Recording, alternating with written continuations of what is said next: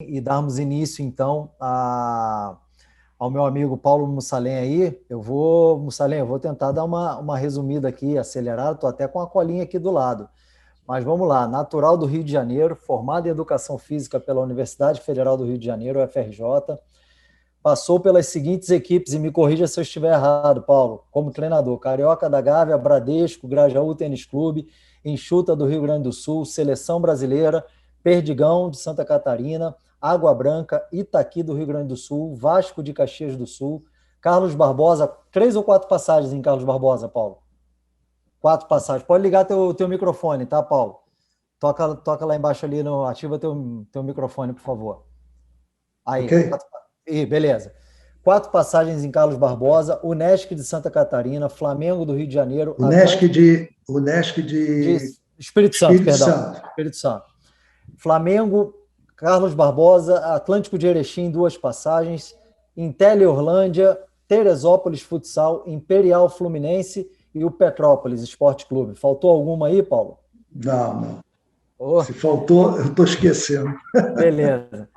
Dentre os principais títulos aí do Mussalem, 4 vezes campeão da Taça Brasil, bicampeão da Liga Nacional de Futsal, campeão da Superliga, da Libertadores, bicampeão mundial de clubes, campeão sul-americano com a seleção brasileira, diversas vezes campeão estadual no Rio, São Paulo, Rio Grande do Sul, Espírito Santo e Santa Catarina. Eleito melhor treinador de clubes do mundo pelo Futsal Planet no ano de 2009, onde a Associação Carlos Barbosa de Futsal também foi eleita a melhor equipe.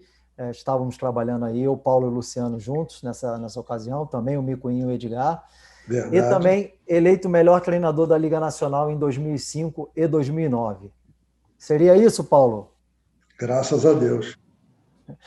Meu amigo, seja bem-vindo. A ideia hoje aqui, pessoal, nós tivemos outras aulas aí num formato mais formal, vamos dizer assim, com a apresentação de slides, um tema pré-determinado.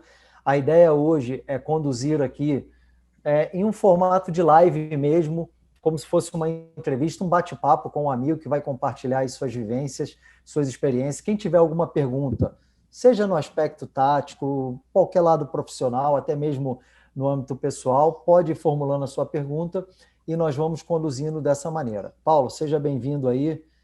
Obrigado aí mais uma vez. Boa noite a todos, aqueles que eu não tive a oportunidade de cumprimentar ainda. Parabenizar o professor Oswaldo pela palestra. Realmente concordo com o que ele projetou para todos nós e ele está realmente no caminho certo. Eu comecei, Harrison, a minha vida na universidade.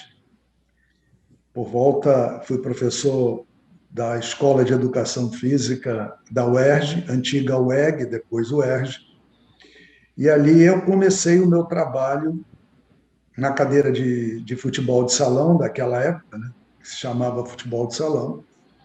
Introduzimos o futebol de salão 1 e 2, e ali implementamos também o futsal feminino, com muita luta contra o voleibol e o basquetebol, que não permitia de maneira alguma, isso em 1974, por aí assim, que o futsal fosse ministrado no ginásio. Ali só poderia basquete e voleibol. Nós, com muito trabalho e mostrando realmente que o futsal, ele, como o professor bem colocou, tem um manancial de oportunidades e era tão importante uma modalidade como o vôlei e o basquete, e nós conseguimos implementar e ganhar esse espaço.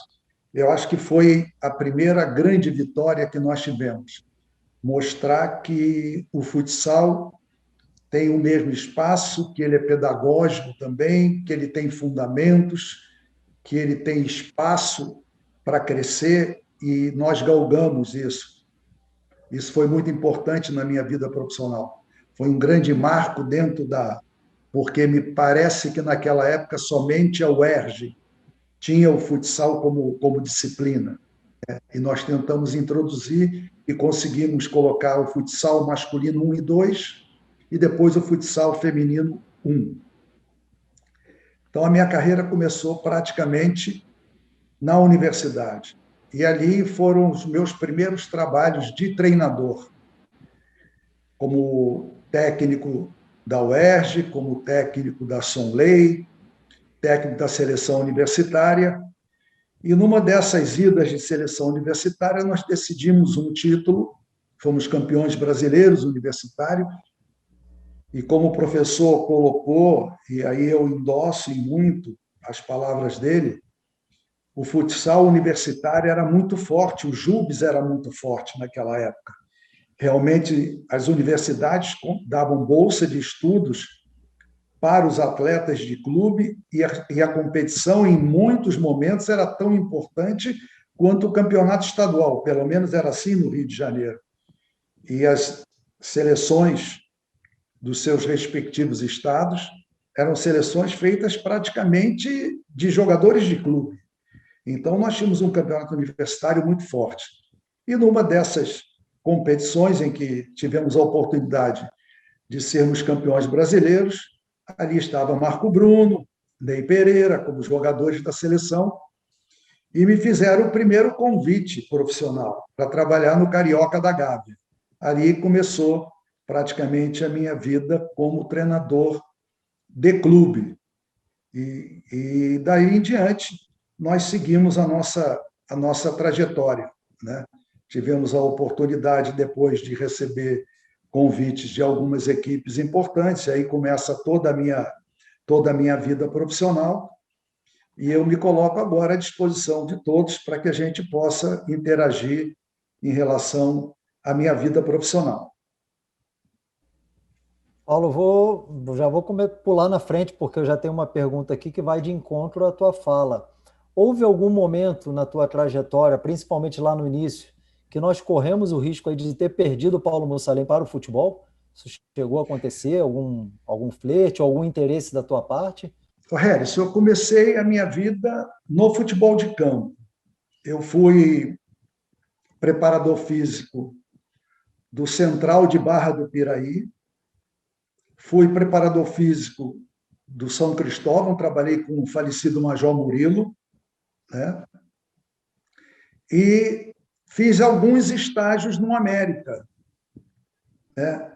E me vi envolvido com o futebol de campo. Mas vi no futsal um espaço muito grande para o meu crescimento e que eu poderia trabalhar pela modalidade.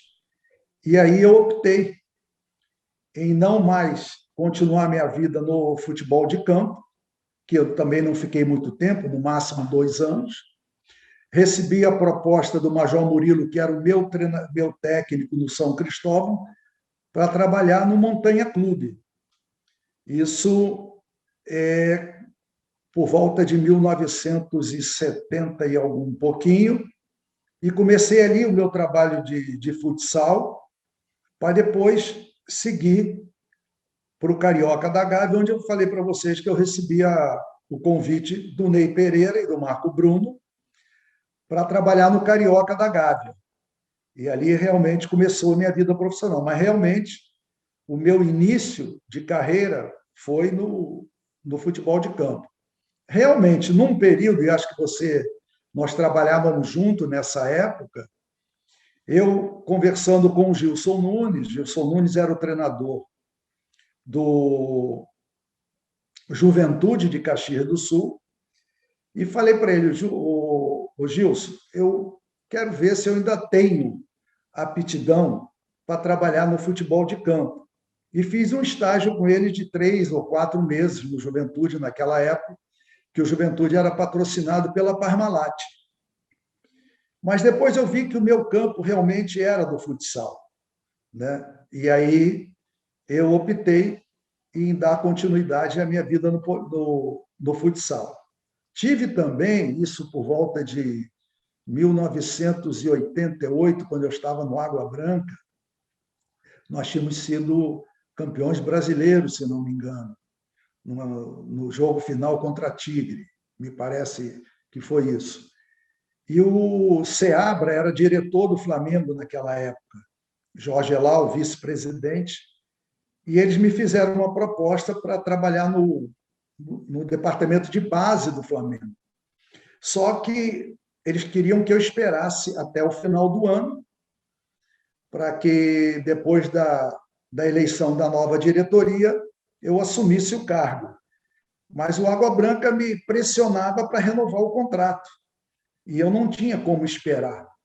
Ou eu acertava imediatamente com Água Branca, ou era demitido, não renovava o meu contrato, e, de repente, na possibilidade da diretoria do Flamengo, que estava me fazendo o convite, não assumir, eu perderia os dois.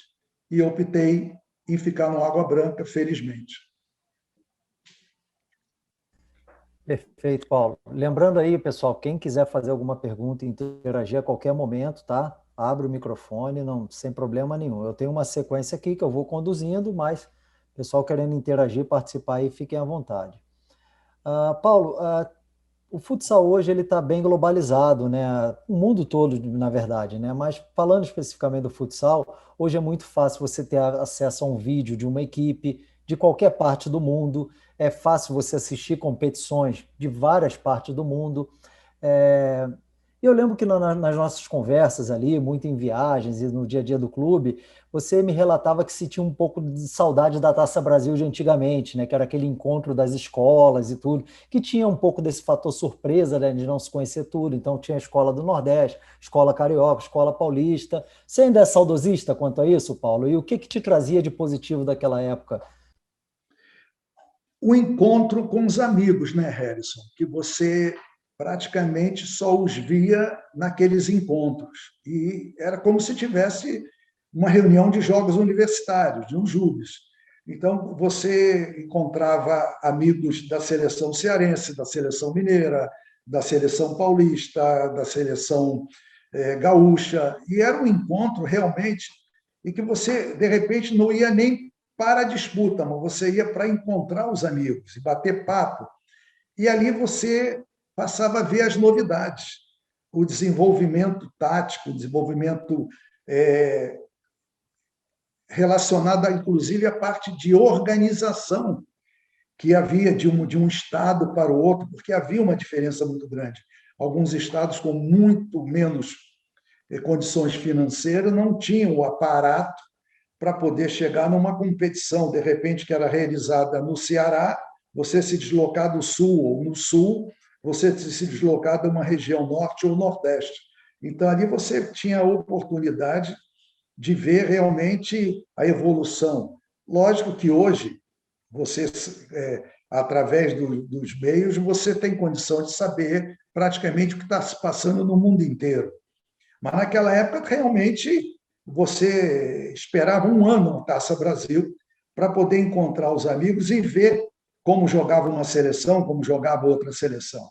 Então, eu vivi essa época e vivi uma outra época, a época em que nós praticamente tínhamos os meios de comunicação, nos fornecendo todos os dados. Harrison, posso falar? À vontade, Mala, fica à vontade. Bom, você é simples, assim como o Mussalem é.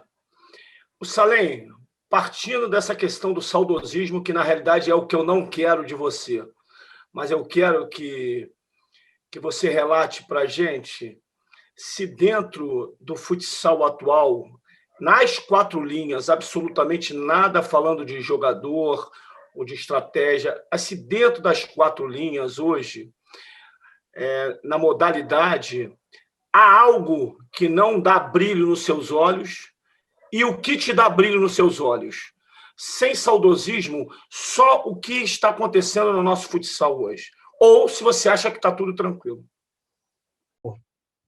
Se você vai desenvolver um trabalho, você tem que ter a percepção, tem que ter o conhecimento, tem que saber por que você está fazendo aquilo. Mas, para isso, você tem que ter a consciência de que você precisa do jogador certo para fazer a coisa certa. Não adianta hoje você ficar com terminologias A, B, C, Y, Z. Você vê um monte de coisa acadêmica, um monte de palavras acadêmicas que para o jogador não interessa. Ele não quer saber disso. O que ele precisa saber é como ele vai sair de uma marcação, como ele vai chegar ao ataque sem que ele sofra um determinado tipo de pressão e perca a posse de bola. Eu acho que o treinador ele tem que ser o mais simples possível para poder informar aos seus jogadores o que ele pretende, o que ele quer e como ele quer. Eu acho que isso é importante. Mas hoje eu vejo, como você colocou, vai para a direita, vem para a esquerda, infiltra, sai, vem para cá e vem para lá, e a bola está na tua defesa. E a bola está na zona de perigo. Se você perder aquela bola, tu vai tomar o gol. Entendeu? Então, eu vejo que a lógica é o que é mais fácil de você fazer para sair do seu lado defensivo e chegar ao ataque. Eu não sei se eu coloquei para você como eu coloquei em 82. Não, sempre. Se a pessoa para pensar, ela vai ter um entendimento da profundidade de tudo que você colocou. E às vezes, principalmente quando somos mais jovens, né? E você me cobrava muito isso, você sempre fala assim, Paulinho, é demais, Paulinho, é demais, Paulinho. Você sempre me cobrou, sabe? Aí você sempre falou, Paulinho, é demais, calma. Não precisa tudo isso. Ou seja, tá errado tudo isso. Tu era muito legal comigo, tu não dizia, tá errado. Tu dizia, calma, é muita coisa.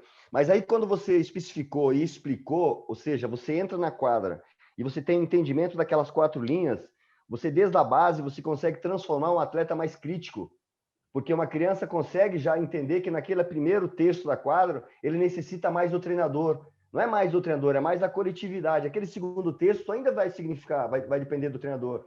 E no terceiro, sim, você vai viver. Então, tu não vai precisar pedir para o atleta chuta, chuta. Ele sabe que ele chegou na zona de perigo. E hoje Ele a gente não precisa tem entender isso, né, Paulinho? Ele precisa entender isso. Quem vai tomar ação naquele momento é ele, não é o treinador. Sim. É ele que está com a bola, é ele que vai decidir. É ele que tem o poder de decisão ali naquele momento. Entendeu? Então, você colocou bem, essa primeira parte da quadra, a parte intermediária da quadra, o treinador ele tem uma participação. Agora, a determinação, o que fazer, o momento de fazer, é o poder de criatividade que o jogador tem. E é ele que tem que resolver. Eu vejo dessa maneira. E não mudou. Do tempo que você era jogador para o que é hoje, não mudou. A concepção é a mesma. Só que eu acho que nós, treinadores, estamos mudando muito. Nós estamos falando muito. Nós estamos explicando muito. E eles estão exercendo pouco. Eles estão criando pouco. Não estão tomando as decisões necessárias que cabe a cada um dos jogadores decidir. Quando a gente vê um jogador, vamos falar do Jorginho pivô, Jorginho 13, quando ele tomava uma decisão e chegava na cara do gol, ele sabia, você não precisava dizer para ele o que ele vai fazer. Ele sabe o que vai fazer. O momento do drible, o momento do passe, o momento da finalização, é com ele. Entendeu? É com ele, é ele que tem que resolver isso. Então, eu vejo dessa maneira. Só que hoje eu vejo muita terminologia. E para o atleta, não interessa essa terminologia. Ele quer saber como é que ele vai sair de uma marcação. Ele quer saber como é que ele vai chegar o mais rápido possível na transição da defesa para o ataque e finalizar. Porque quando você fica com aquela bola rodando ali atrás, você oferece uma possibilidade de uma marcação alta de roubar essa bola.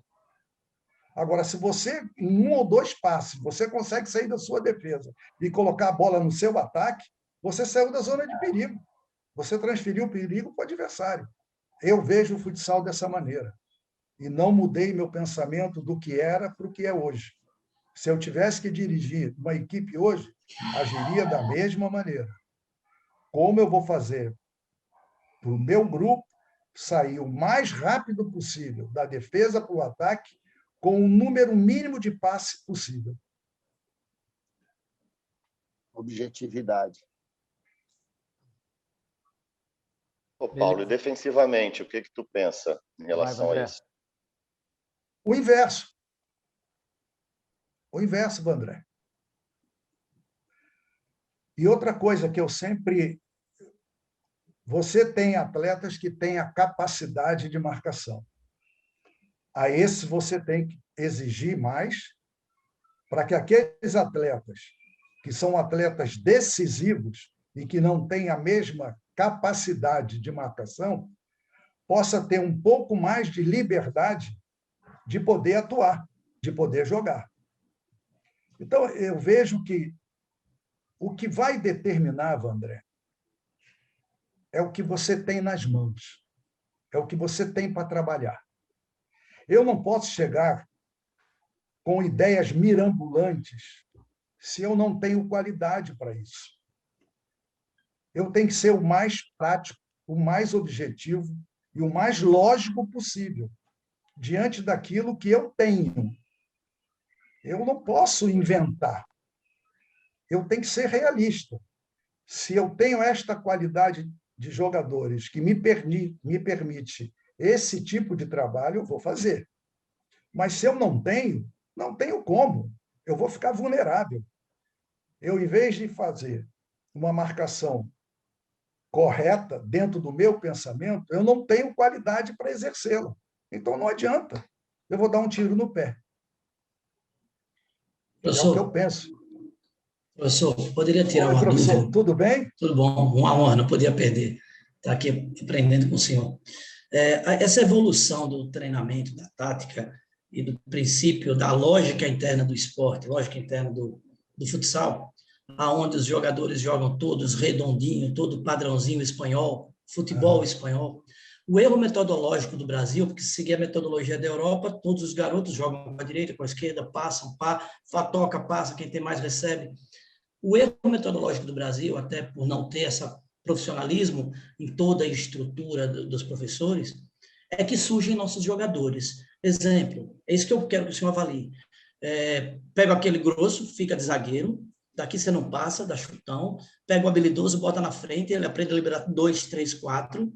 Será que essa nossa evolução, a gente está deixando de oportunizar esse aprendizado que surgiu através do nosso erro metodológico de ensino, porque o grosso fica grosso, não sabe chutar com a outra, vai jogar, e o craque habilidoso é porque a gente aprendeu a dar nele que ele resolve.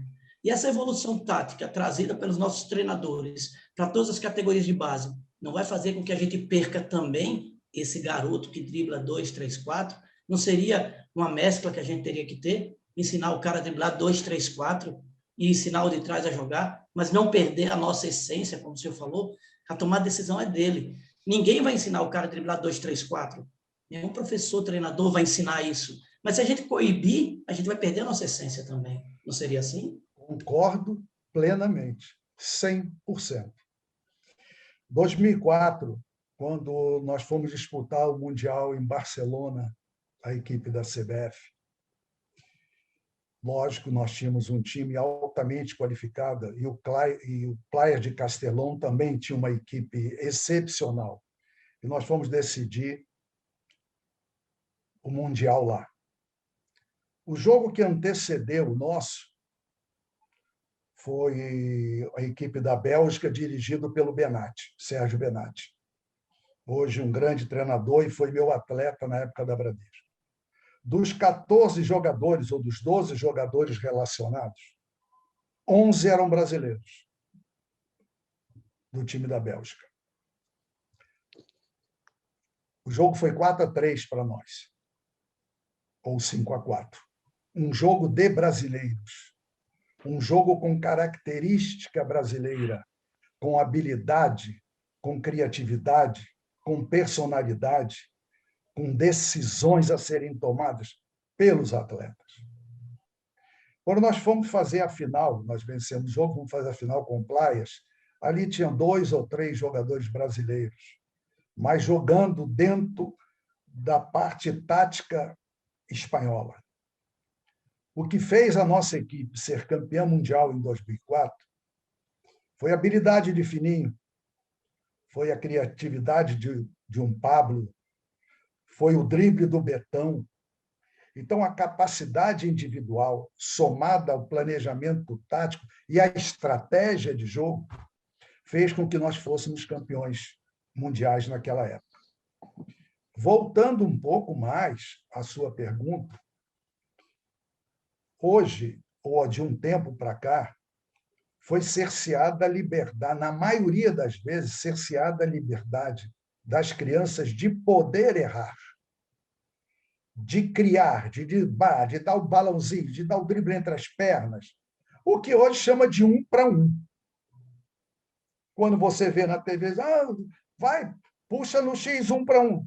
Isso se fazia com a maior naturalidade no futebol de campo e no futsal também. Isso foi diminuindo. Logicamente, os campos de várzea diminuíram. Hoje você já não tem tanto campo de várzea, você tem condomínios, você tem clubes, e aí você tem as escolinhas.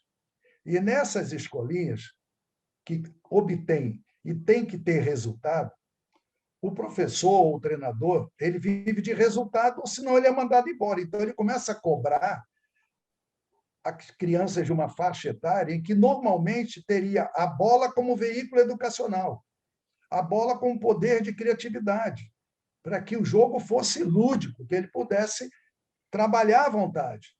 Mas não, como tem que se obter resultado, começa o back a não passar do meio da quadra, você que é driblador vai lá para frente, e começa a introduzir planejamento tático numa criança de 10 anos, 11 anos, 12 anos, ou até menos, numa faixa que, para eles tinham que brincar. Logicamente, você vai diminuir consideravelmente esses jogadores da categoria adulta. Quando aparece um jogador tipo Ferrão, é um absurdo, é uma maravilha. Mas, anos e anos atrás, quantos outros apareceram? Aos montes, aos montes.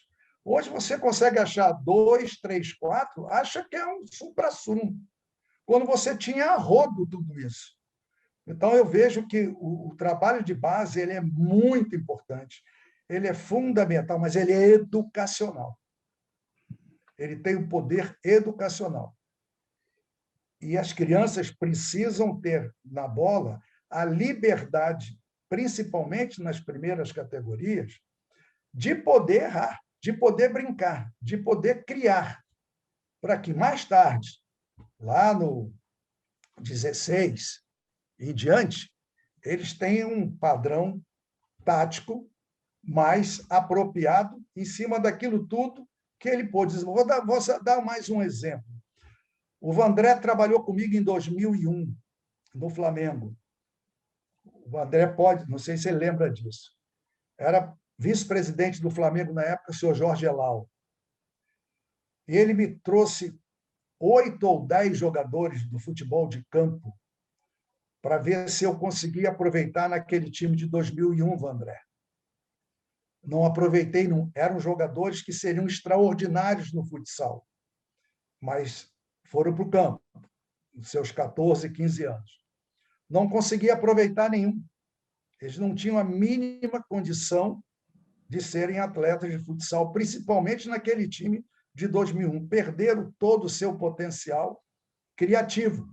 Estavam praticamente robotizados ali. Então, eu concordo plenamente com o que o senhor colocou aí. Paulo, dentro dessa tua linha que você colocou aí, esses exemplos dos enfrentamentos na época com Playas, com Action 21, que era a Isso, é o Action 21, treinava. Não lembrava o nome. Sim, equipe que veio se tornar campeã europeia depois, Isso. com o próprio Benatti como treinador. Tinha um timaço, né? O Robinho, que hoje aí é um dos craques do futsal mundial, fazia parte daquela equipe, enfim. Tantos outros aí, Liliu, e tinham vários jogadores. Mas a minha pergunta é o seguinte, Paulo.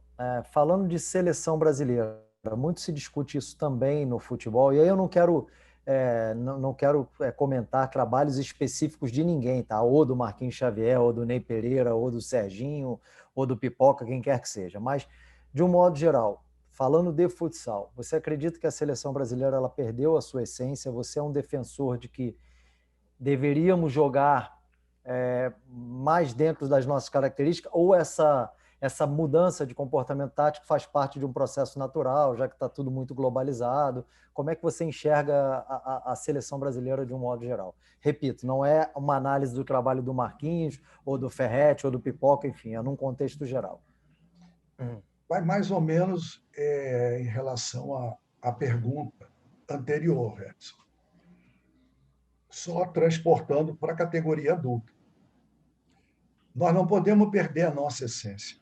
Eu acho isso fundamental. O que define uma seleção da outra é o que você tem de diferente. O que você tem de igual vai empatar. O diferencial dessa coisa igual é a capacidade individual do atleta. E se a gente perde essa essência que nós temos, nós vamos perder o poder de decisão no momento certo. É um jogo igual, é um jogo tático, duas equipes jogando da mesma maneira. Então, eu vejo que, como nós temos a nossa matéria-prima altamente qualificada, melhorando e aprimorando a nossa parte tática, que é um dos problemas que a gente tem. Eu passei por isso, você passou por isso como preparador físico, na época que nós trabalhamos junto. A dificuldade de você mostrar ao atleta o que ele precisa fazer em determinados momentos e ele entender a lógica disso, eu acho que nós precisamos realmente manter a nossa capacidade, manter a nossa escola. Eu acho que, se nós mantivermos a nossa escola, na nossa qualidade de trabalho, aprimorando a nossa parte tática, já que a parte física nossa é excelente, eu acho que nós não devemos mudar, não. A gente tem que trabalhar em função do que a gente tem, da qualidade dos nossos jogadores. Ok, Paulo, obrigado aí pelas respostas. Pessoal, a qualquer momento eu tenho um cronograma aqui que já estava previsto da semana passada. Se alguém quiser fazer alguma interferência sobre o tema que o Paulo está colocando, ou algum outro tipo de pergunta, fiquem à vontade, tá? Paulo, eu vou voltar um pouco mais aí na questão do passado. Você trabalhou em duas equipes que são consideradas até os dias de hoje como divisores de água aí do futsal brasileiro e quiçá mundial. Estou falando de Bradesco e Enxuta, que foram equipes que realmente mudaram, né? Tudo aquilo que se via, tudo aquilo... Trouxeram um profissionalismo, né? Desculpa, Harrison. Agora tu me desculpa. Pode falar, pô. Tu esqueceu da maior equipe de todos os tempos, que ele foi o primeiro campeão. Ali que foi o divisor de águas do futsal, que foi a Perdigão, pô. A Perdigão, então, perdão. Isso. Perdigão, sim. Foi o melhor time de todos os tempos. E ele foi o primeiro título que a Perdigão ganhou, foi com ele. E se eu não me engano, era o falecido Lucena contigo de preparador físico, Paulo, nessa equipe, não? Não. O Lucena, quando nós fomos... eu levei o Lucena depois que nós ganhamos o primeiro título nacional, que foi em BH. A Taça Independência, que nós vencemos lá. Depois nós fomos campeões brasileiros e o Lucena trabalhava comigo. O Lucena eu levei para lá para ser o preparador físico da equipe, em substituição ao Marcos Moraes. Porque o que aconteceu? O Marcão era o treinador da Perdigão. E ele foi fazer um estágio na Bradesco conosco. E depois ele me convidou para ser o treinador da Perdigão, e ele passou a ser o preparador físico da Perdigão. Quer dizer, um gesto nobre dele. Um gesto nobre dele. E depois ele foi trabalhar em Marau. E aí eu trouxe o Lucena, onde nós fomos campeões brasileiros. Né? E lá num jogo em São Paulo, do Ibirapuera, que tem uma história até gozada. Bota, essa história, só o pessoal da Perdigão sabe. A Perdigão, salaminho, presunto, mortadela, aquele negócio todo. E nós tínhamos que treinar. E a Transbrasil não permitia que ninguém treinasse lá, só a Transbrasil poderia treinar. E nós chegamos lá 10 horas da noite, com uma saca de salaminho, de presunto, e compramos os seguranças. E pudemos fazer um treino antes do jogo do dia seguinte. Quando o pessoal da Treino Brasil chegou, nós estávamos treinando lá. Sim. E aí nós fomos campeões, campeões brasileiros, em cima, um gol 2-1, com um gol do Júlio César e um gol do Jackson, se não me engano. Depois os seguranças foram mandados embora, né? Depois vocês foram campeões, abriu a porta para os caras lá treinar. Mas de barriga cheia. Mas de barriga cheia. Isso é que importa. A Perdigão realmente... A Perdigão o que aconteceu? A estrutura da Bradesco, Harrison, foi uma estrutura extraordinária.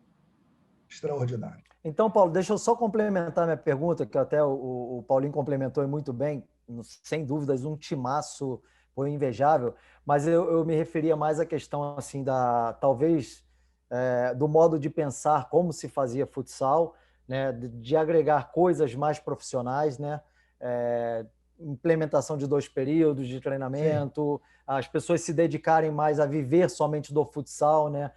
O Paulinho viveu muito isso aí também, né? Como treinador e como atleta, né, Paulinho, também na própria enxuta. Então, eu queria que você falasse um pouquinho disso aí, o que essas equipes realmente trouxeram, né? Nessa mudança, nessa virada aí de mesa, vamos dizer assim, para melhor. De amadorismo para profissionalismo. Isso. Tá. E vou incluir aí o Água Branca, de 1988, tá? Que todos eles passaram a ter praticamente a mesma estrutura, a mesma filosofia de trabalho. Quando eu fui contratado na Atlântica Boa Vista, isso em 1983, eu estava sendo contratado para fazer aquilo que era o futsal da época. 2 treinos por semana, um jogo, e assim sucessivamente. Quando eu fiz o meu pedido de remuneração, eles acharam um absurdo. Eu pedi o que estava pedindo. Não aceitaram. Aí eu fui embora. Me chamaram novamente e me fizeram a proposta, aceitaram a proposta e eu comecei o trabalho. Só que quando eu comecei o trabalho, eles viram que não era nada daquilo que estava sendo feito. Passou-se a ter um treinamento de todos os dias. O professor Diego, chamei o professor e falei para ele, professor, o senhor tem condições de trabalhar todos os dias? Porque eu quero trabalho diário. Não admito trabalho profissional 2 vezes por semana. Nós não vamos ter rendimento de coisa nenhuma. Ele falou, eu estou no Vasco. Falei, você tem como sair do Vasco, do basquete? Ele falou, tem. Então, nós vamos começar a trabalhar profissionalmente todos os dias. E aí começou o trabalho profissional todos os dias. Só que a Bradesco, a Atlântica Boa Vista, era diferente, porque você tinha o voleibol, você tinha o basquetebol, você tinha o atletismo. Eram todos profissionais. E nós estávamos começando o nosso meio profissional, né? Porque já não era totalmente profissional. E a estrutura que se foi montada, na época, foi uma cópia do que o voleibol fazia, não era nada diferente. Se eles podiam treinar todos os dias, se eles podiam treinar no dia de jogo, nós também podíamos. Por que o futsal ou o futebol de São da época não podia treinar? Não, nós vamos treinar. Chamei o preparador físico do vôlei, que era o Major Paulo, não me lembro bem. Ele falou, vocês não treinam porque não querem. Aí o professor Diego falou, não, a partir de agora nós vamos implementar o trabalho diário. Mas para isso é preciso que haja toda uma estrutura por trás, um departamento médico atuante, um departamento de fisioterapia atuante, material disponível, né? E tudo isso foi adaptado ao futsal, coisa que já existia no voleibol de Bernard e etc, etc. E ali começou o trabalho. Eu me lembro muito bem que atleta lesionado na Bradesco dormia lá, dormia no hotel com o fisioterapeuta. Na época era massagista, massoterapeuta, né? Que era o Robério, que hoje está no Maranhão. Ele que ficava com os atletas lá. Mas nós tínhamos 3 enfermeiros, um deles era o Nelson, hoje formado em Educação Física e diretor da Faculdade de Fisioterapia em Niterói. Nós tínhamos 3 médicos, 3 ortopedistas e um 4º médico, um clínico. Então, nós tínhamos todo um aparato e os jogadores só se preocupavam exatamente em treinar. Então, treinávamos às 7 horas da manhã, treinávamos às 10 horas da manhã e depois voltávamos a treinar às 16h30. Alguns eram funcionários e tinham determinados privilégios para poder desenvolver o seu trabalho. Quando as equipes começaram a treinar todos os dias, algumas equipes do Brasil, nós passamos a treinar em 2 períodos, mantendo a mesma filosofia de trabalho, e assim sucessivamente.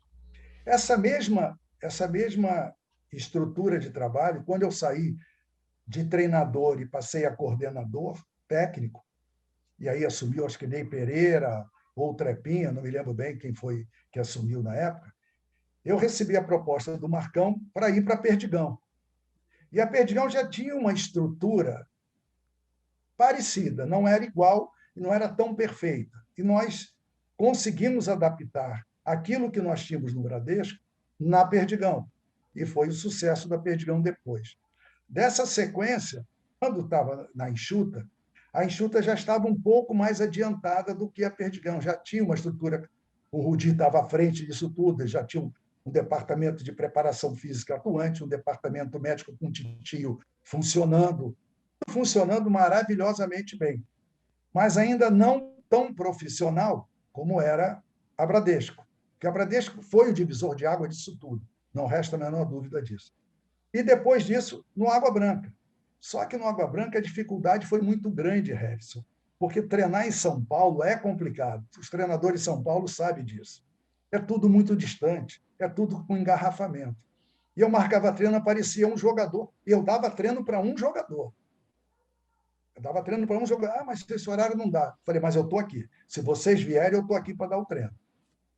Aí passamos a treinar todos os dias. Quando começamos a treinar todos os dias, aqueles que não podiam treinar começaram a ver a diferença que estava havendo entre eles, dentro do próprio grupo. Uns estavam se distanciando fisicamente, tecnicamente, dos outros. Passaram a perguntar se podiam treinar na hora do almoço. Falei, estarei aqui na hora do almoço para dar treino para vocês. E aí começamos a treinar todo mundo diariamente. E aí passamos a treinar em 2 períodos também no Água Branca. Criamos um alojamento para aqueles atletas não precisassem voltar para casa em São Paulo, que era muito longe. Almoçavam lá, descansavam lá e voltavam a treinar, com um departamento médico idêntico ao que tinha na Bradesco. E aí desandou. Legal, Paulo. Bacana esse teu relato aí, porque peguei um pouco desse contexto histórico aí, que talvez alguns não conheçam, e chegando até as passagens que eu tive trabalhando contigo, eu sempre percebi, Paulo...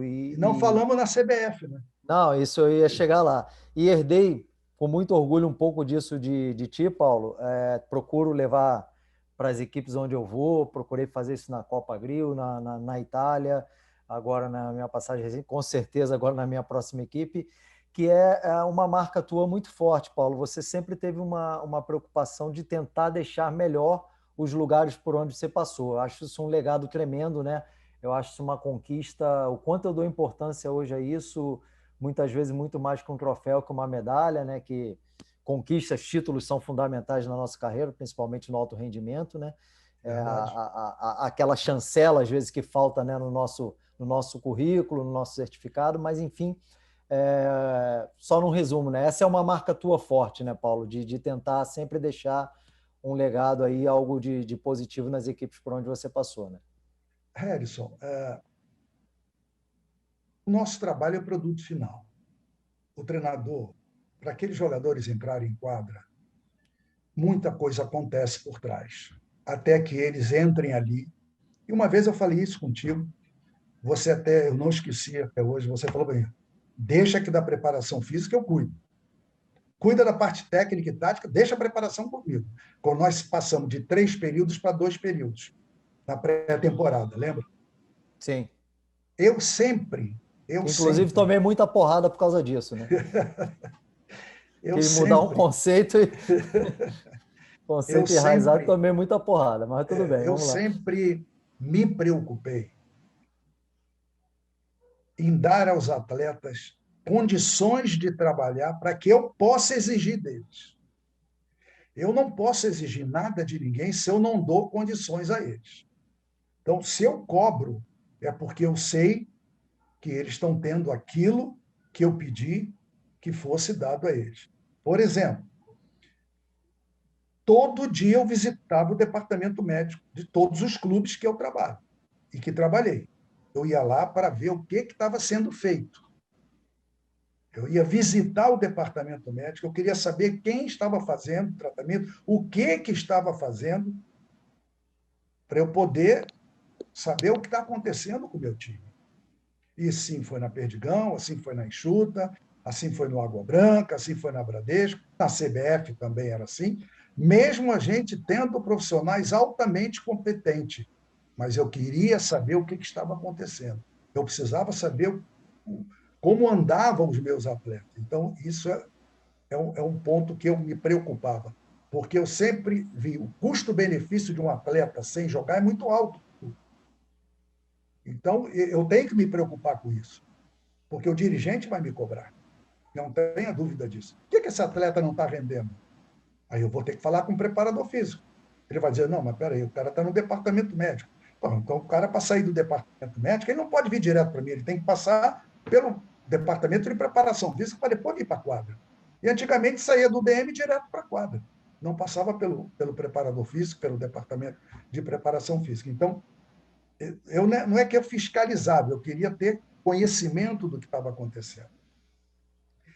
A mesma coisa, e você foi um dos responsáveis por isso, na CBF, de ter aquela sala de treinamento que tem hoje. Eu briguei anos e anos e anos. Consegui uma pecinha, consegui outra. Você conseguiu a academia inteira. Porque você precisa. Então, eu queria ver. Você estava dando treino, mas eu ia lá ver quem estava treinando. É parte do meu trabalho. Sim, entendeu? sim. Eu acho isso muito. Eu tenho que acompanhar toda a minha equipe trabalhando. Então, essa sempre foi a minha preocupação por todos os clubes. Dar a estrutura, criar uma infraestrutura para que o atleta se preocupe exclusivamente em jogar, e jogar bem. Obrigado, Paulo, pela resposta. Paulo Malafaia, boa noite, Eurico Souza, aqueles que chegaram depois aí, sejam bem-vindos. Mala, eu queria que você jogasse novamente a pergunta que você fez na semana passada, porque foi bem o momento que teve aquela de conexão da internet, e nós estávamos agora há pouco, Mala, não sei se você tinha escutado a gente, justamente falando um pouquinho aí de contexto de passado, presente, de mudanças, de algumas comparações, e você falava um pouco com o Paulo da questão, né? Se eu não me engano, era mais ou menos por ali, né? O que enche os olhos do Paulo Mussalen hoje no futsal e o que de repente ele não gosta de ver dentro ali das quatro linhas. Era mais ou menos isso aí, mas formula a tua pergunta novamente, Mala, por gentileza. Bom, primeiro, boa noite a todos, especial ao Paulo Mussalen. Mussalen... Boa noite, Malafaia. Boa noite, meu amigo. Desculpe não te responder aquela vez. Pá, caiu tudo. Faz parte. Cara, eu peguei agora o pedaço do seu relato de Bradesco para frente, né? Na pergunta do Harrison, e fica nítido, não só para você, mas para todos que estão aqui lhe acompanhando, que se tem uma marca que acompanha a gente, é a paixão que nos move, né? A paixão, ela fica acima de tudo e é o legado que a gente deixa, cada um com a sua marca e a sua assinatura. E na ocasião, quando eu te fiz a pergunta, eu fiz... Na realidade, o que eu queria saber é o seguinte: o que lhe atrai hoje dentro do futsal, na quadra, e o que não lhe atrai? E eu não... Na realidade, quando eu estou fazendo essa pergunta, normalmente, quando se faz essa pergunta, a gente caminha pelo lado do saudosismo. E não é exatamente isso que eu quero. Eu quero saber a sua opinião, com toda a sua capacidade, o que te atrai realmente hoje na modalidade futsal dentro de 40x20, sem comparação com nada que aconteceu, mas hoje, na realidade, hoje, atual. Essa é a pergunta para o momento atual. É uma pergunta difícil de responder, sem que você faça um comparativo. É muito difícil. Se eu disser para você que eu não vejo o futsal hoje tão bonito tão vistoso, tão alegre como era antes, eu não vejo. Eu vejo hoje um futsal sem brilho, sem glamour, repetitivo, diferentemente do que você via há pouco tempo, não muito tempo, há pouco tempo atrás. Entendeu? Então, e não sou eu que falo isso, são outras pessoas que estão vendo os jogos, que estão assistindo os jogos. Por quê? Porque vai a uma resposta que eu dei à pergunta do professor há um pouco tempo atrás. Se cerceou muito o poder criativo do drible, da criatividade, da liberdade de jogar. Eu acho que isso deixa a modalidade um pouco restrita àquilo que ela pode e deveria ser. Então, essa é a diferença que eu sinto hoje. Não sei se bate com o seu pensamento ou se eu respondi aquilo que você gostaria que eu respondesse. Respondeu e eu concordo. Muito obrigado. Pessoal, lembrando, obrigado aí pela resposta, Paulo. Lembrando que a qualquer momento, quem quiser fazer uma pergunta, fiquem à vontade, tá? A ideia aqui é livre. É no bate-papo, a gente poder explorar esse monstro sagrado aí, e eu vou tocando aqui dentro do cronograma também. Eu queria fazer uma pergunta, Harry. Boa vontade. Paulo. Lá vem. Paulinho. Lá vem. É tranquilo. Paulo, nas nossas conversas, na época de treinamentos e hotéis, concentração, tu comungavas de uma ideia, quando a seleção brasileira estava jogando na época, não sei quem, não me lembro quem era o treinador, se era o PC, tu comungava de uma ideia e me dizias assim, se eu fosse o treinador da seleção, eu convocaria a maioria dos jogadores brasileiros. E eu te perguntei por que na época, disse, porque nós estamos os que estão lá estão jogando igual a eles, igual aos espanhóis, igual aos europeus. E fica muito fácil para eles ser marcados, saber qual é o poder de decisão.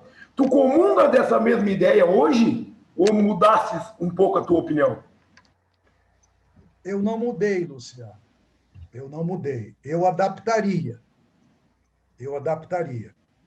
Eu teria que fazer uma avaliação da matéria-prima que eu tenho hoje aqui e iria compor com as ausências de determinadas posições ou características de algumas posições. Sim. Mas eu sou defensor de que a matéria-prima brasileira tanto é boa que a gente exporta, a gente não importa.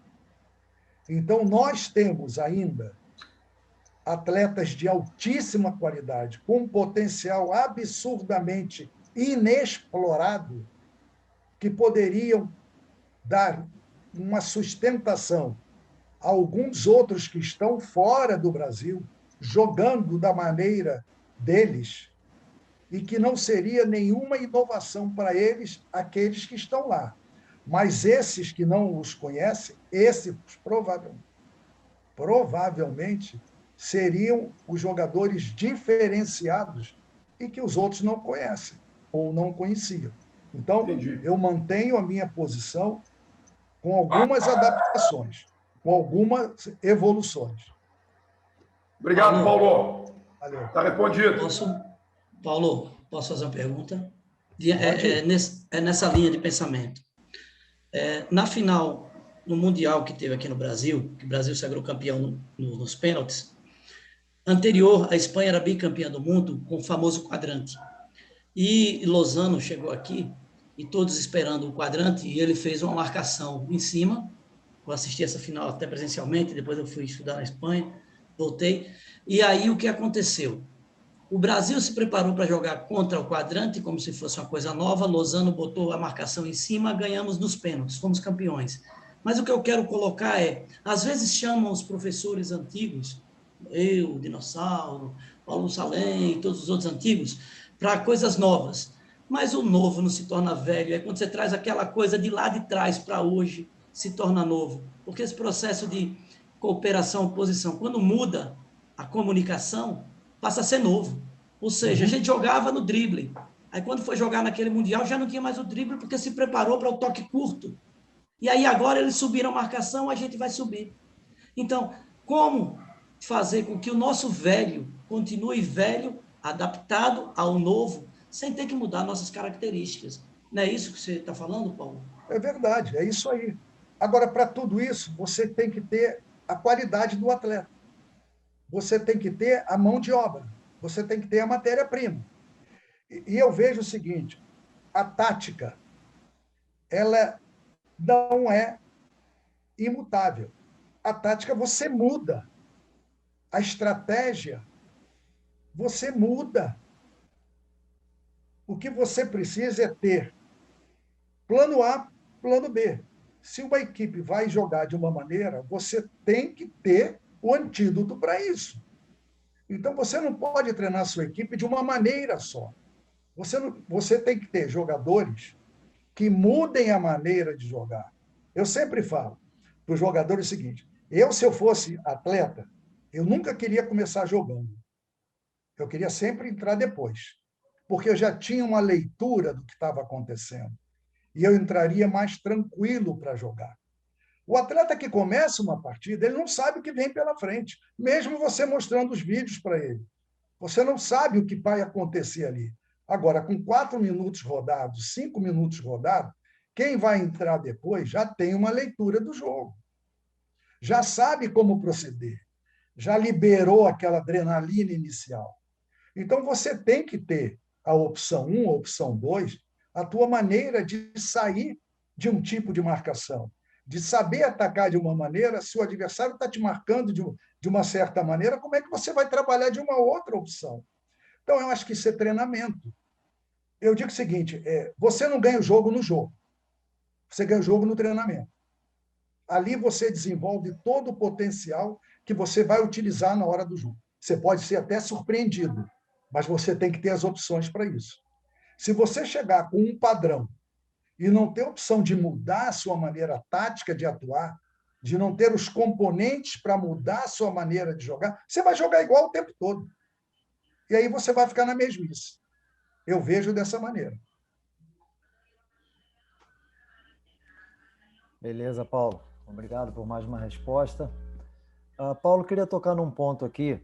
Eu que trabalhei contigo, vi de perto, e outros aqui, Vandré, que foi teu atleta, enfim, outros que trabalharam contigo e que te conhecem, a tua capacidade de gestão, tá? Gestão do grupo, gestão do ser humano, acima de tudo. Eu sempre te vi um cara, por exemplo, muito preocupado sempre com o atleta como um todo, não só a máquina que a gente diz que produz, né, que rende. Ali, eu me lembro algumas passagens, por exemplo, filho do Daniel japonês, o Daniel Shirai estava com febre, você ia lá preocupado, parecia que era o avô do garoto ali, e aí, como é que tá o Yuri? Tá bem? Perguntava para mim. E essa sempre foi uma marca tua, assim, de não só nesse aspecto, mas de levar o grupo, né? Vou dar outro exemplo aqui, 2009 nós tínhamos aquele timaço que ganhou tudo que disputou, com 3 jogadores por... Exatamente, com 3 jogadores por posição, 3 jogadores de nível altíssimo, né? Se a gente pegasse aí Jesse, Noé e Flávio como pivôs, Daniel japonês, Marcênio e Tostão como ala direita, enfim, era um timaço. E você conseguia levar aquele grupo ali de uma maneira... Ainda deixamos o Marcênio na arquibancada, né? Sim, era um garoto ainda começando, com muitos vícios do futebol de campo naquela época, né? Não teve uma base de futsal, mas enfim, Paulo, o que eu quero dizer é que é muito difícil isso. A gente sabe que no grupo, né, tem os 4, 5 satisfeitos momentaneamente com o treinador e os outros que te odeiam momentaneamente naquele momento que não estão jogando. Enfim, é muito complicado. E eu sempre vi você com uma capacidade muito grande de administrar isso aí. Desde quando isso passou a ser importante para você, Paulo? Foi desde sempre ou teve um determinado momento que você percebeu isso e falou, pô, eu não posso ser só um bom treinador de dar treino, um bom treinador de enxergar o jogo na quadra, eu preciso ter essa capacidade de gestão também mais aflorada para poder ter sempre o meu grupo aí na mão e levar isso aos resultados. Harrison, eu acho que isso é fundamental num treinador, né, Harrison? Você está sempre acompanhando o outro lado do jogador, o lado extra-quadra, dando o apoio necessário ao que ele precisa. A gente teve um monte de problema na CBF e nós soubemos administrar isso. Isso não é só feito pelo treinador, é todo por uma comissão técnica. Foi assim em todos os clubes que eu trabalhei, a minha preocupação com o atleta, né? Tanto dentro da quadra, na maneira como tratar o atleta dentro da quadra, como tratar o atleta fora da quadra. Eu tenho um pensamento, eu vejo o seguinte, o atleta dentro da quadra ele é profissional, ele está ali para produzir, ele tem que render, ele treinou para isso. Agora, fora da quadra, ele é um ser humano igual a você, ele é seu amigo, ele não é mais o seu atleta. Então, há necessidade de você trocar ideias, trocar informações, bater papo, saber como é que está a família, se está precisando de alguma coisa. Agora, dentro da quadra, ele tem que produzir. Ele é profissional, como eu sou profissional. E uma coisa que eu acho muito importante, você precisa dedicar um tempo a eles, pós-treino. Acabou o treino, ficar batendo papo, perguntar o que eles acham, opiniões sobre o treino, o que eles acham que precisa mudar, se concordam com aquilo que você está propondo.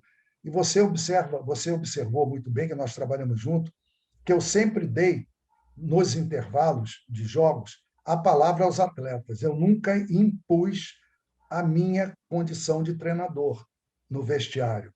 Eu sempre dei a eles a liberdade de expor o que estava acontecendo no jogo, até para que eu pudesse ter também uma noção da dificuldade que eles estavam encontrando. E uma outra coisa que eu não abdico nunca, né? A disciplina. Eu acho isso fundamental. Você tem que ser o exemplo. Se eu sou disciplinado, eu quero uma equipe disciplinada. E não minto para o jogador. Eu prefiro falar para ele o que eu sinto dele, o que eu acho dele, mas ele está ouvindo de mim. Ele está sabendo pelo treinador, ele não está sabendo pelos colegas. Então, não gostei disso, isso está errado. Ele pode ficar na bronca comigo naquele momento. Mas ele fala, o treinador está sendo honesto comigo, está sendo sincero comigo, ele colocou o que ele acha. Eu acho que isso é importante. Você ter credibilidade com o teu grupo. O grupo acreditar naquilo que você está falando. Não você falar uma coisa para eles e lá por fora falar outra. Entendeu? Então, eu vejo que a minha preocupação de ter uma equipe coesa parte pelo fato de eu me preocupar com cada um deles, tanto dentro da quadra como fora da quadra. Tá bom, Paulo, respondi. Gostaria de fazer uma pergunta, professor? À vontade, vamos ver. Então, eu fui assistir esses dias aí 2 amistosos preparatórios da Liga Nacional, né? E aí, o Raifan, preparador físico, muito melhor do que eu, os caras estão correndo pra caramba, né? Mas muito. Marcação espetada lá em cima e eu observando as questões das trocas, né? Dentro dessa administração de elenco aí que o professor está falando. Alguns trabalham trocando os quartetos a cada 5 minutos e nos 10 minutos finais, às vezes, quem está melhor, ele usa trocando a 2, 3, 5, 10, né? O que você pensa disso, né? Se você acredita nisso, nas trocas de quarteto, porque aí você vai ter um elenco bastante preparado para tudo, né? Com muitos atletas, né? Nessa questão desse futsal que está se jogando hoje, né? Com a marcação lá em cima, com todo mundo treinando a parte física no nível altíssimo. O que você pensa sobre isso, por favor? Quando nós tínhamos a quadra de 26 por 14, o nível de preparação física era praticamente 0. Quando a quadra começou para 36, para 40, a condição física ela tomou uma importância absurda dentro da equipe. Hoje, um atleta mal condicionado, ele não tem condições de trabalhar. Porque você perde a bola, tem que recuperar. Você marca em cima, não tem tempo para respirar. Então, é em cima o tempo todo. Trocar com 5 minutos, trocar com 6 minutos, trocar com 4, eu acho que isso é filosofia de trabalho. Às vezes, você tem um atleta que está muito bem naquele quarteto inicial. E você troca o quarteto todo, tendo um atleta que estava desequilibrando o jogo naquele momento. Aí você tem que trocar o quarteto, porque é padrão trocar o quarteto do teu grupo. Aí o quarteto que entra não consegue manter o desempenho do quarteto inicial.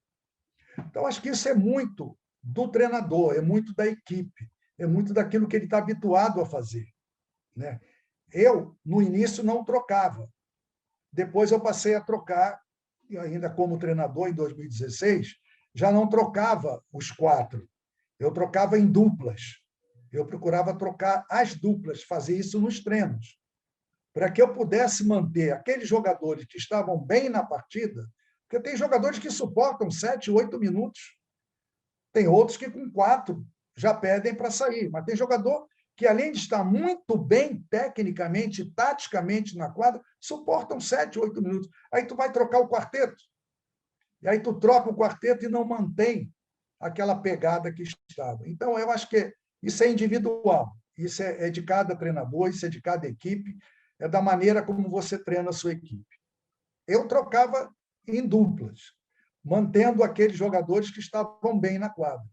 Eu não me arrependo de ter feito isso, não.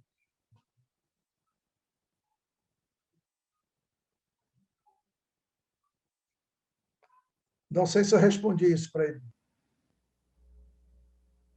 Respondido aí, Valmir? Valmir, acho que sumiu. Não, isso é... o teu microfone, Valmir. Peraí. Aí, melhorou. Agora foi. Isso. Não, sim, eu acredito muito no que ele falou também, que é muito de cada treinador, né? É muito de cada um, se troca de 4, se troca em 5 minutos, em 3, em 2, né? Filosofia e plano de jogo, né? De cada um, né? Da maneira de trabalhar de cada um. Né? Isso, porque às vezes você tem, Valmir, às vezes você tem um quarteto e 2 desse grupo, desse quarteto, está muito bem no jogo. Está desequilibrando. Aí você tem que trocar com 4, 5 minutos. Eu já fiz isso, sim. Eu já troquei com 3 minutos. Já usei 3 quartetos trocando em 3 minutos. E às vezes Corinthians. Quer ver um exemplo? Eu joguei contra o Corinthians do Wilton Carlos, sub-20. Uhum.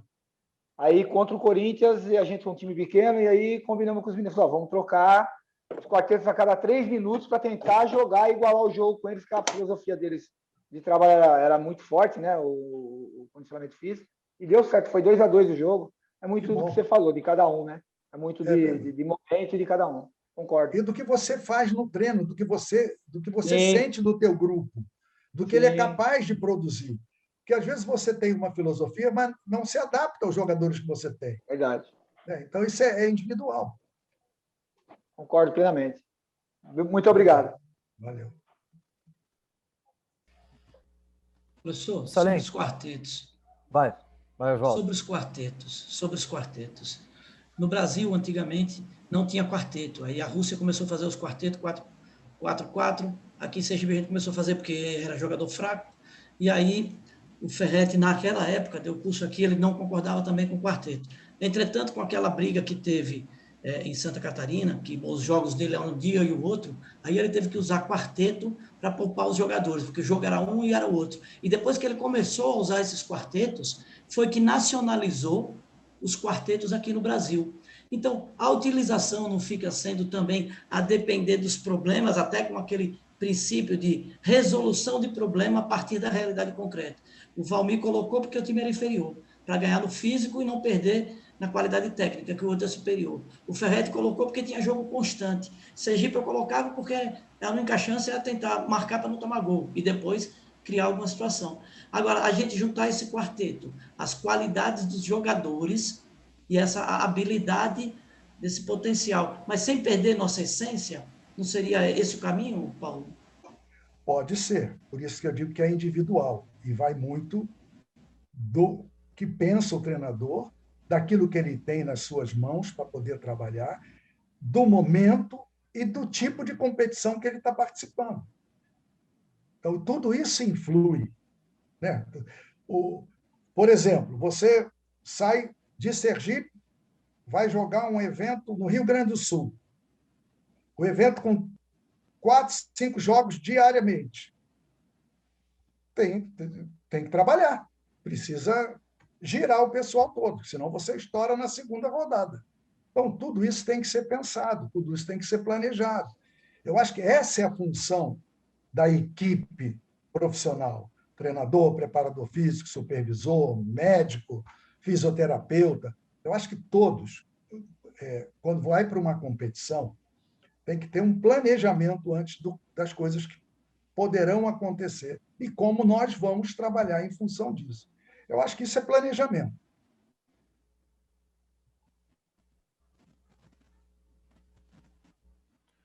Mussalem, como você enxerga o futsal brasileiro na atualidade? Aí eu fujo um pouquinho, amplio a pergunta do Malafaia. Não estou me focando só nas 4 linhas, o jogo. Estou dizendo o contexto geral do futsal brasileiro, tá? Desde passando de Liga Nacional, estaduais, as demais competições.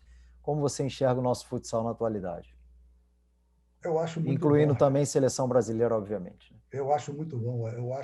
Eu tenho certeza. O futsal brasileiro, na minha ótica, ainda é o melhor. Ainda é o melhor. Nossa matéria-prima, com todas as dificuldades, ainda é a melhor. A nossa formação, a nossa base, a base do Brasil, de vários estados brasileiros, são muito boas. Nós temos excepcionais atletas de categoria de base, com futuro promissor. Temos dificuldade pelo momento que o país está vivendo, como todo mundo está vivendo.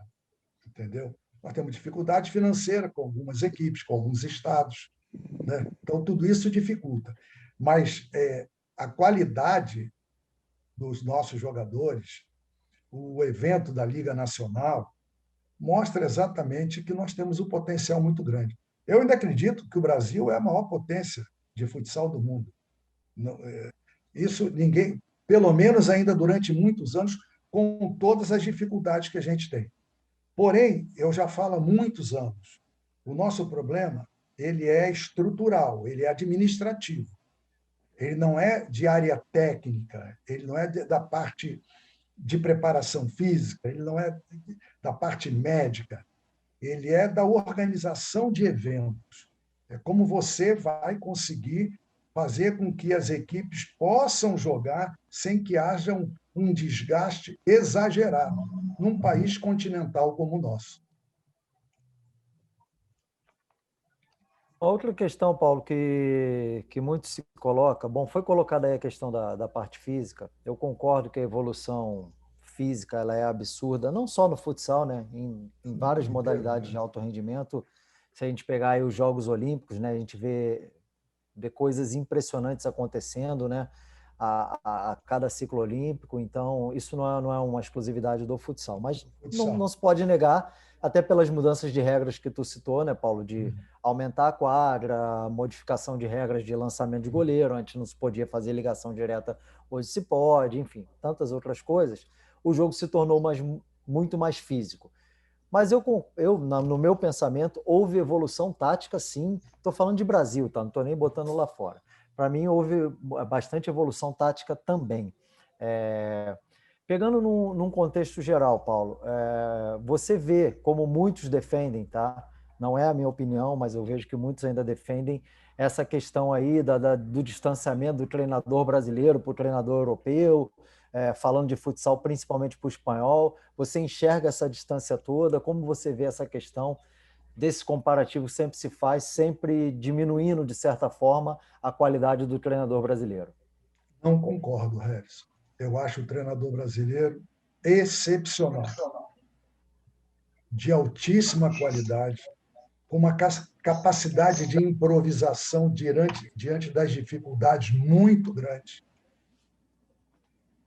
O que eu acho que precisa, e a gente luta com isso desde muito, e não só no futsal, mas no futebol de campo também, é a supervalorização do atleta em relação ao treinador.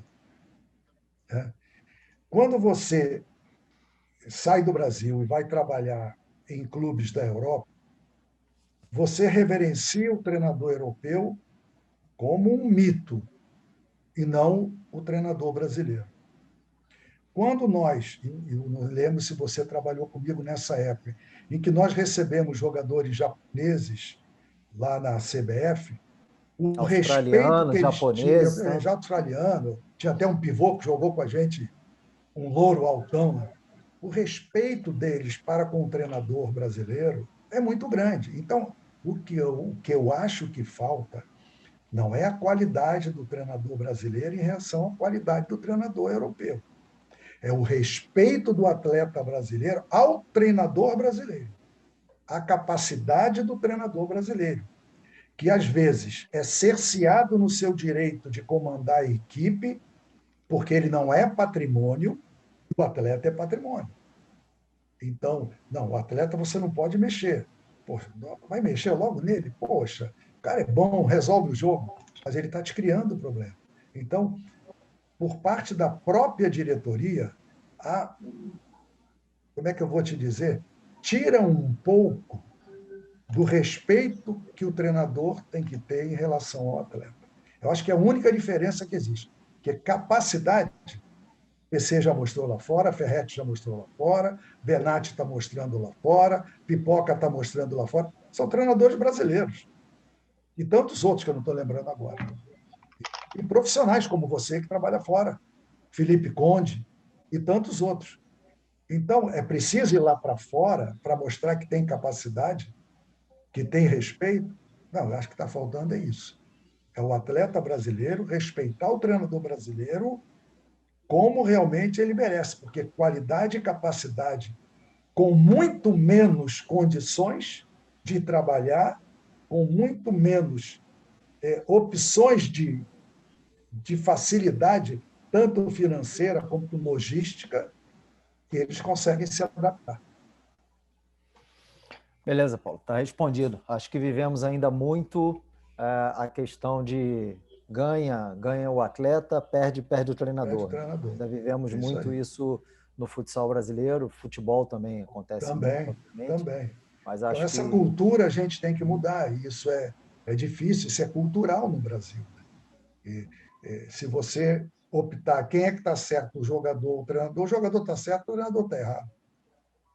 Quantas vezes nós dois ouvimos isso? Não, esse cara não bebe, que é isso? Aí passa na madrugada ele com aquela caixinha cheia de cerveja indo para casa. Nós cansamos de ver isso. Paulo, cansamos de ver.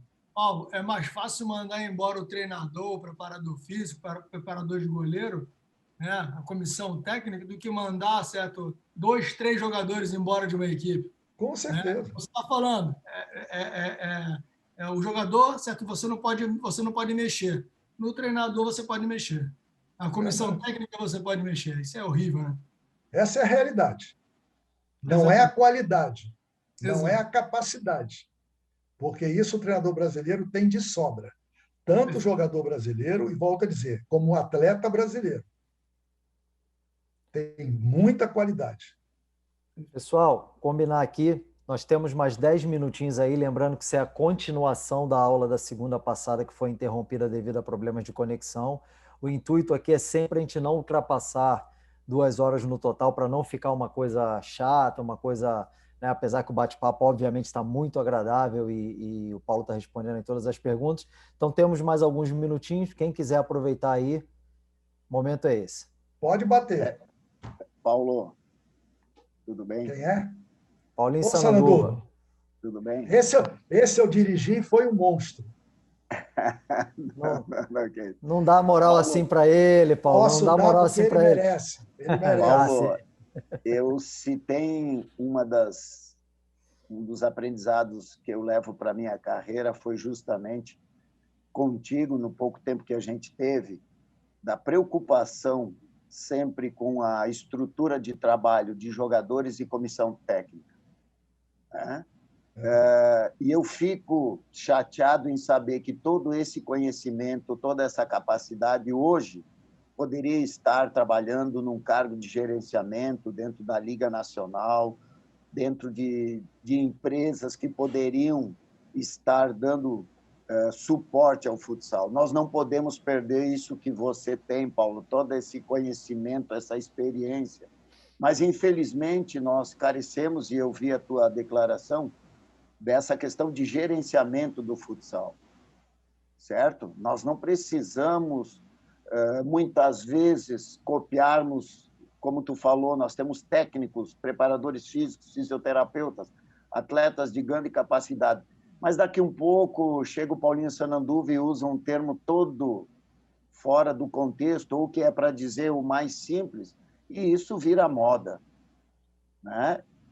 Então, assim, o meu depoimento é assim, está se perdendo muitas pessoas qualificadas que não retornam ao futsal por não terem oportunidade de trabalhar, que trabalharam dentro da quadra, que foram excelentes profissionais nas suas áreas e poderiam estar contribuindo dentro dessa questão de gerenciamento. A Liga é um exemplo disso, né? A gente vê os campeonatos estaduais terminando, a gente vê profissionais têm a mínima condição de organizar uma competição, muitas vezes, né?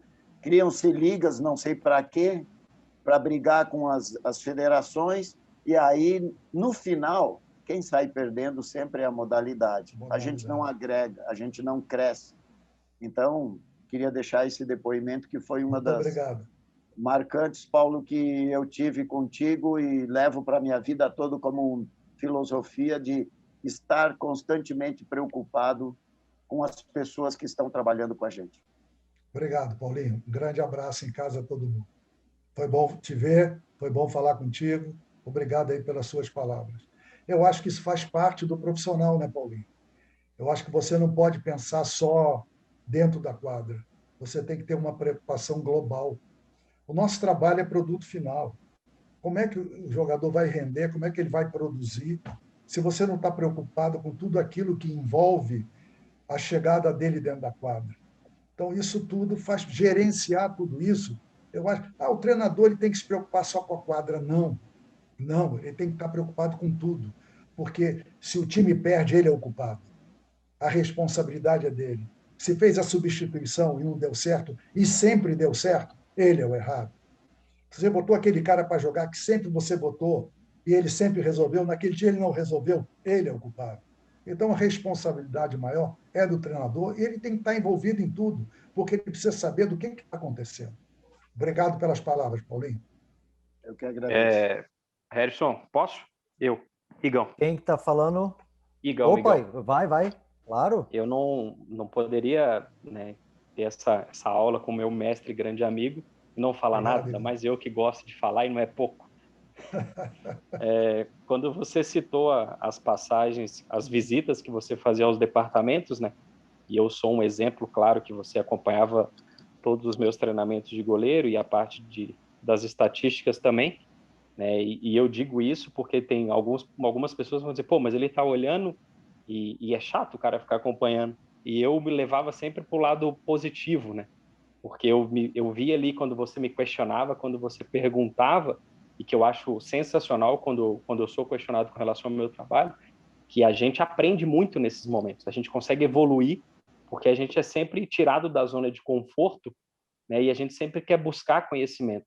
E foi bem recente, quando eu tinha começado a minha carreira, né, como treinador de goleiro e analista, né, sem tirar todos os meus mestres, treinadores de goleiros, né, que o Fred é um deles que está aqui com a gente, mas eu queria deixar aqui o meu depoimento para todo mundo, que você foi responsável direto pela minha evolução, né, tanto na parte de goleiro quanto na parte de análise, porque você confiou em mim e além disso tudo, você dava crédito de quem realmente merecia o crédito.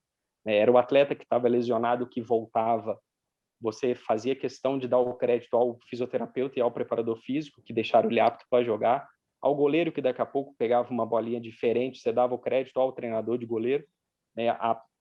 As questões de vídeo que a gente fazia, e você dava crédito a de quem era direito. E essa divisão também das responsabilidades, né, que aconteceu ao contrário também, quando a gente ia mal, tinha um puxãozinho de orelha, né, é muito importante para a gente evoluir, e a gente vê que isso com o tempo também foi se acabando, né, ficou cada um na sua, e eu vejo a importância de ter esse resgate também, não só dos atletas, né, com relação à quadra, mas também dos profissionais buscarem sempre estarem dividindo responsabilidades e assumindo tanto na derrota quanto nas vitórias. Então, eu aqui queria deixar o meu depoimento e o meu agradecimento a você, meu amigo, por todo o incentivo e por toda a ajuda que você me deu naquele meu início, que não era fácil, né? De algumas... E a gente dava muita risada junto, porque não era fácil, mas foi muito divertido. Né? Mais uma vez, obrigado a você por isso. Igão, só te respondendo, a gente, quando trabalha com profissionais, a gente acredita naquele profissional que está trabalhando contigo. Eu tenho uma frase que eu digo: eu nunca convido para trabalhar comigo aquele cara que eu dei cola na faculdade, que eu dei cola na escola, porque esse é um incapaz. Então, quando você vê um profissional começando a carreira, como você estava começando, com todas as dificuldades para trabalhar, você não se negava, era manhã, tarde ou noite, você estava lá, treinando o goleiro, fazendo toda a parte de análise, passando para mim num tempo rápido. Eu precisava, no intervalo do jogo, você descia aquela arquibancada correndo e levava para eu poder passar para os jogadores. Então, foi muito importante no meu período em que eu trabalhei no Atlântico. E se você venceu, venceu pelos seus méritos, venceu pela sua capacidade, venceu pela sua dedicação e pelo profissional que você é. Muito obrigado e que você continue com esse sucesso. Pérez. Valeu, professor. Ô, Harris, Posso falar? também. Malafaia, já falou, deixa eu falar. Feinho, eu não tinha te visto aí, Feinho. Pode falar. Pois é que... Então, não, que a assim, minha internet estava horrível aqui, aí estava caindo toda hora, entrava, saía. Fala, Paulinho. Tudo bom, Paulo? Tudo bem, Paulinho. Tudo ótimo. Como é que tá? Tudo certo contigo? Graças a Deus, tudo bem. Tranquilão no Rio, graças a Deus. Pois é. Eu peguei algumas coisas que minha internet estava ruim aqui, né? Aí eu entrava, vi você falar uma parte do Bradesco lá, que foi uma escola para todos nós, né? Você fez parte ali. Eu ali comecei a conhecer o futsal e toda aquela estrutura, né? Eu ouvi uma parte aí que caiu na internet, então a Bradesco foi um divisor de água, né? Para todos, com certeza. Né? Com certeza. E até para as categorias de base, eu lembro que a gente fazia treino, né? Tu fazia o treino juvenil, que é o nosso juvenil, era um juvenil muito em 85, de né? Altíssima categoria. Pois é, fazia o melhor jogo era contra o coletivo ali com os adultos. A gente esperava aquilo. É só pegar um gancho também, para não demorar muito. Eu sei que você já está aí há bastante tempo. Pode, eu estou em casa. Pois é, então estamos todos em casa aí, né? Tá todo mundo aí. Até mandei o Malafaia calar a boca aí. Porque... Seguinte, até pegar um gancho do Saranduva aí, que é sobre a questão de gestão do futsal, né? Então, eu acho que a nossa associação, tu também faz parte disso. Eu sou um novo velho, a gente escuta da associação há muitos anos, né? Tu sabe, a gente sempre falava sobre isso e nunca saiu. E um dos objetivos é isso, é não perder pessoas como você, né? Aí, a intenção da associação, até para o lado acadêmico, aí, que o Harrison faz muito bem, é buscar também gestores para isso. Porque eu acho que a nossa modalidade, como tu citou, tu trouxe o treinamento do vôlei, né? E ali nós vimos ali Bernard, Xandó, né? Treinando ali do outro lado da quadra. Isso. Então, Madalhoca, Bernardinho. Então, nós vimos até nós, atletas ali, vimos o profissionalismo deles e incentivou nós, entendeu? Então, a ideia nossa também, na associação, é isso, não perder o gestor. Porque eu acho, nós temos que seguir o exemplo do vôlei. Por quê? Quem são os gestores do vôlei, supervisores, tudo, são ex-atletas e ex-treinadores. Eu acho que a associação, né, para não demorar muito, nós também temos que essa preocupação, né, de não só treinadores, preparadores físicos, que uma hora no futuro seja gestores também. Eu acho que a nossa modalidade vai melhorar muito. Já visto agora, eu sou um cara também incentivador de supervisor, como o André da seleção, tá, o Lavoisier, o James, Quer dizer, já está começando a ter isso. O cara não virou só treinador. E isso aí vai melhorar, porque o cara sabe o que acontece dentro das quadras. Entendeu? Então, eu acho que a associação é para isso. Tem vários aí escutando a gente. Eu acho que nós temos que ter isso também. Chegar um momento e não perder com a tua capacidade de gestor, de conhecedor, ter um cara capaz lá para gerir a liga, as federações e tudo mais. O que tu acha disso? Eu vejo que o teu pensamento deve ser o pensamento de muita gente que quer ver o futsal onde ele realmente deveria estar há muito tempo. Só que esse trabalho é um trabalho árduo, é um trabalho de formiguinha. Você tem que ir galgando os espaços gradativamente. Tenho certeza que os primeiros passos vocês deram. Estão no caminho certo. Agora é ganhar amplitude, é ganhar espaço, é ganhar credibilidade, é ampliar todo esse conhecimento para que a coisa tome uma proporção muito grande. E aí sim, venha se solidificar, não só em determinadas regiões, né? Mas no país inteiro. No país inteiro. Porque nós ainda estamos divididos, nós ainda somos um pedaço só. Nós temos que ser uma coisa mais nacional, mais nível Brasil. Mas eu vejo que o caminho tem que ser por aí mesmo. Por aí mesmo. E foi bom ver você, Lavoisier, James, pessoas que tiveram dentro da quadra, jogaram, conhecem o métier, para trabalhar o lado de fora também, conhecendo o outro lado, que parece um lado fácil, mas não é. Mas não é. Você lidar com a diretoria, você lidar com os atletas, você lidar com os problemas, você lidar com patrocinadores, lidar com torcida, com imprensa. Tudo isso exige de você uma capacidade muito grande de gestão. E isso não é fácil. Eu sempre, na minha vida, eu procurei dedicar, no meu período de treinador, alguns minutos para a imprensa. Porque eu acho que a imprensa ela é fundamental no desenvolvimento do trabalho. Então, eu vejo que a associação ela está no caminho certo. Ela está fazendo a coisa como tem que ser feita.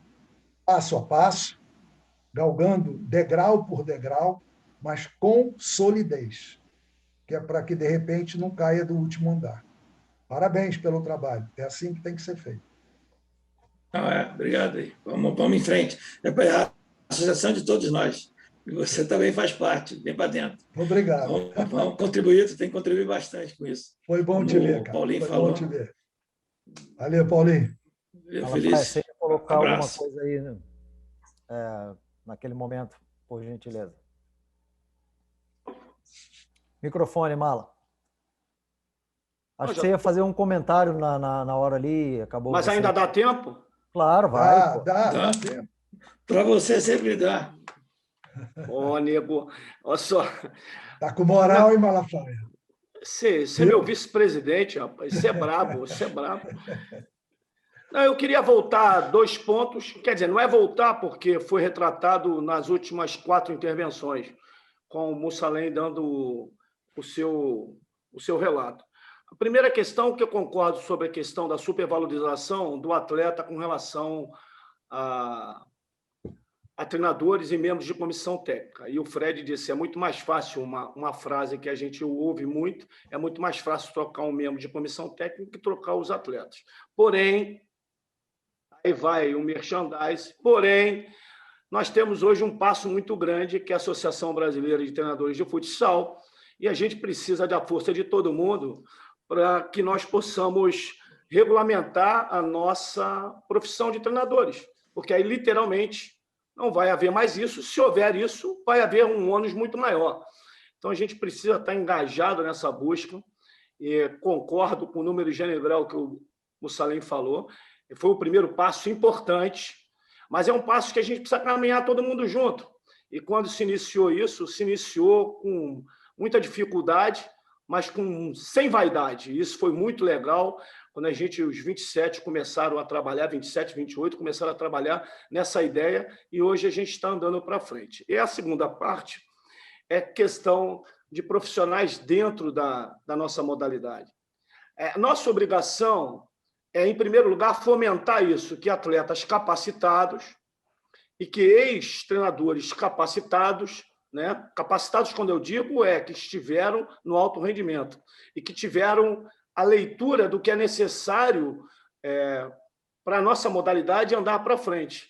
Mas é preciso também que a gente fomente isso, além de as pessoas queiram, né? Porque o que eu mais vejo aí é jogadores, ex-jogadores capacitados saindo da modalidade porque ou brigou por algo e não conseguiu atingir os seus objetivos e desistiu, ou simplesmente o cara foi embora.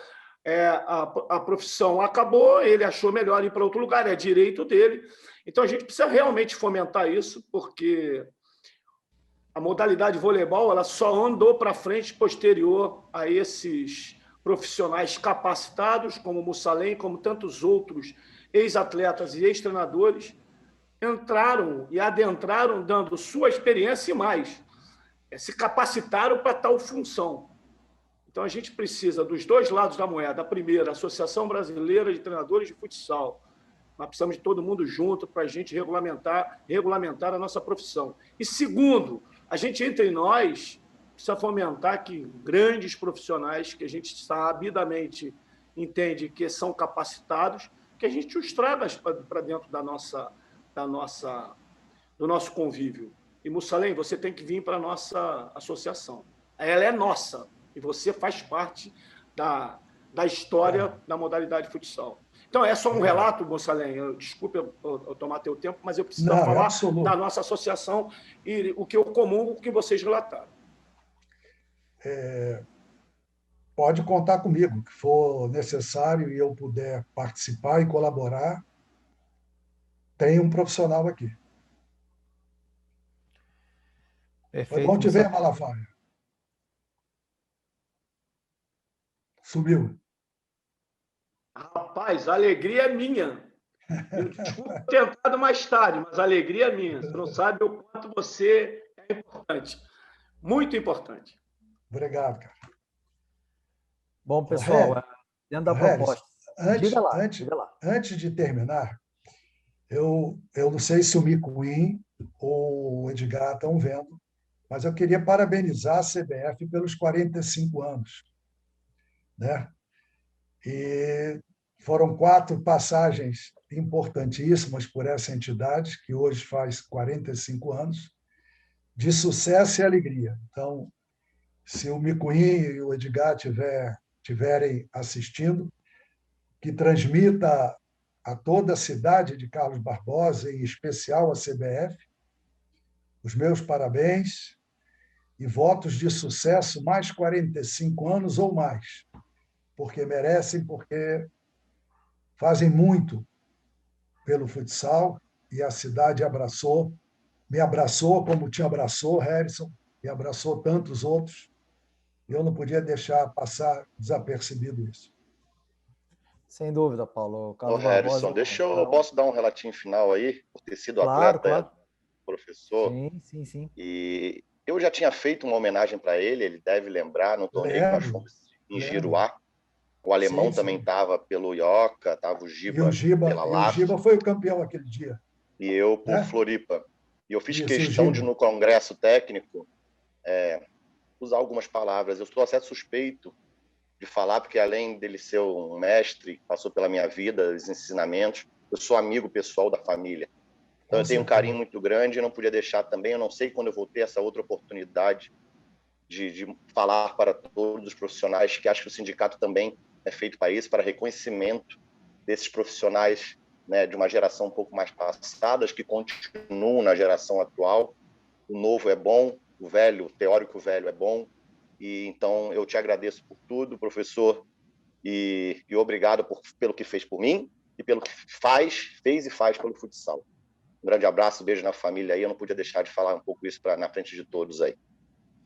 Obrigado, Vandré. Eu lembro muito bem. Estava eu, você, Giba, Alemão, e você, o Giba tomou o discurso, você pediu a palavra e fez esses elogios. Até me emocionei, né? Com certeza, a você e a mim. A você e a mim, pode ter certeza disso. Porque a gente esquece muito das pessoas que foram importantes para nós, né? E o reconhecimento é a melhor coisa que existe. Para quem está reconhecendo e para quem é reconhecido. Isso é muito importante. E pode ter certeza que você, como pessoa, é meu amigo de coração. E como atleta, foi uma pessoa importante naquele 2001 do Flamengo. A tua participação. Como atleta e como líder do grupo. Você, Bagé e tantos outros tiveram uma importância muito grande para eu ter sido eleito o melhor treinador da Liga naquele ano, e nós, com meses e meses de salário atrasado, ainda ficamos em terceiro lugar na Liga Nacional. Viramos o turno em último lugar, demos a volta por cima e quase decidimos o título, se não fosse a CBF naquele empate. E se não tivéssemos perdido o doidão do... Esqueci o nome dele, que tomou cartão amarelo. Silame. Silame. Um grande abraço, Vandré. Beijo em toda a família. Bom, pessoal, se alguém quiser proferir mais alguma palavra para o Mussalem, fique à vontade. Eu também vou dar aqui o meu breve depoimento. Difícil não me emocionar, porque o Paulo sabe a estima que eu tenho por ele. Essas duas passagens que nós tivemos juntos, nós nunca perdemos o contato, né, Paulo? Sempre pode demorar um pouquinho aqui e ali, mas a gente está sempre aí numa relação muito próxima, como eu tenho com tantos outros aqui, com o Mala, com o Luciano, enfim. A gente tenta levar isso, mas o aprendizado, Paulo, e o teu legado para o futsal, ele é permanente, saiba disso, nunca duvide disso. Por mais que em algum momento, né, você possa pensar, olha, estou aqui no esquecimento, estou um pouco no ostracismo, não. Você é sempre recordado em inúmeras conversas, estando presente ou não, as pessoas vão sempre lembrar com muito carinho do profissional Paulo Mussalem, mas acima de tudo do ser humano. Porque eu uso esse exemplo até em casa aqui muitas vezes. Eu conheço muitas pessoas educadas na minha vida, pouquíssimas como você. Pessoas educadas na essência da palavra, que é um ser humano íntegro. Então, me emociono mesmo de verdade, porque você é um grande amigo, e te agradecer. Agradecer pela tua amizade, pelos ensinamentos, enfim, pelos puxões de orelha, pelos embates que a gente teve sempre, porque faz parte do nosso trabalho, né? Não pensem aí que a gente... Lógico, o Igor estava falando ali, eu estava lembrando de discussões no bom sentido da palavra, porque isso é que promove o nosso crescimento. Então, eu vou pedir a todos aqui um aplauso aí, que abram seus microfones aí, um aplauso para o nosso convidado de hoje. Muito obrigado aí, Paulo, por ter aceitado participar.